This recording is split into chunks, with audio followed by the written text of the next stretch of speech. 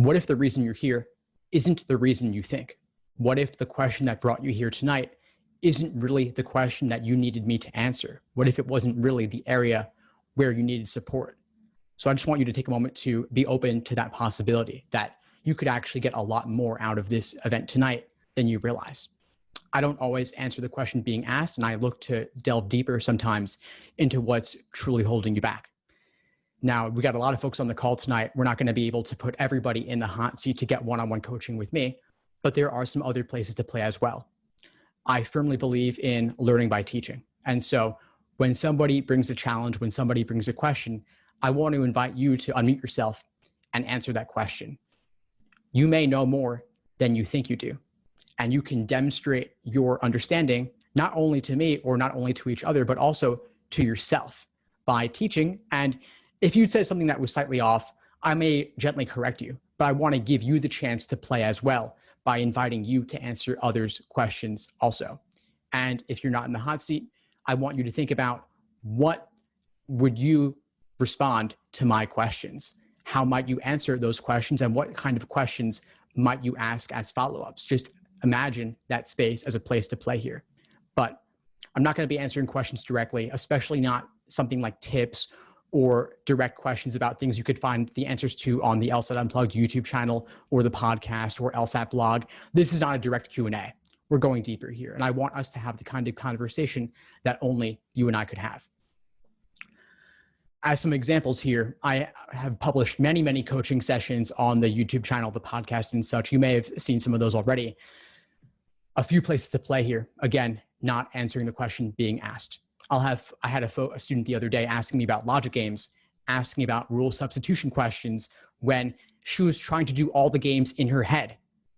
And that's obviously a more fundamental issue. And so surface and specificity versus going deeper.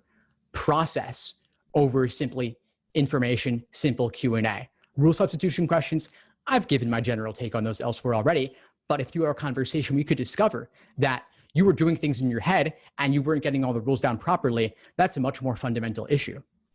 I had another student asking me about whether to do timed sections versus doing questions by type when they weren't properly reviewing the questions they were doing. So it's all good. Timed sections, questions by type, it's all useful. But if you're not reviewing them in depth, that's the more fundamental issue.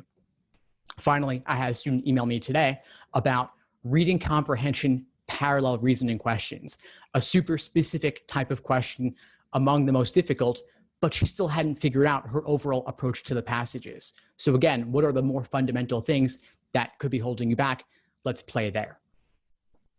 I also want you to think about the idea of what if your goals didn't represent your fullest potential? When students apply to work with me, I'll ask them what's their current score, what's their starting score, and what's their goal score. And whenever I see any goal score listed below 180, I want to push back on that. I never see any reason not to shoot for a 180. If you're committed to this process, I want you to give it your all.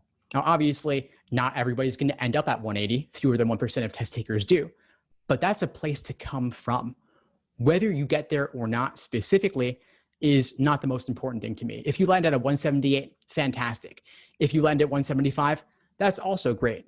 And 170 may be enough for you. 165 may be enough for you. And if you have a 4.0 GPA, maybe the 160s or below is fine for you also, depending on your goals. But I want you to approach this exam as an end in of itself, even though it's simply in reality one stop on your legal career journey. There are many steps after this: law school, the bar, being successful in your job itself.